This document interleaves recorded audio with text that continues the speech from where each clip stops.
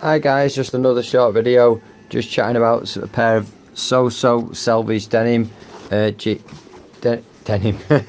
Soso selvage denim jeans that I've got in at the minute. Red banded selvage there, just in for some running repairs, just on the inside inner thighs there, it just come undone. Some of the chain stitching had come away.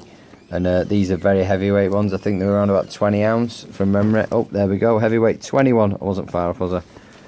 And they've come to me.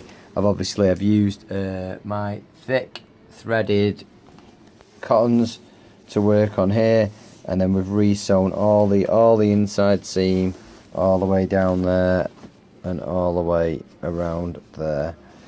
So if you need any running repairs, guys, obviously I've got all the correct cottons and everything, and specifically Soso jeans. Yeah, I do have the cottons that are very similar to what the manufacturer has. So if you need any alterations doing our running repairs, get in touch. Yeah, they do seem of a decent construction. They are well made.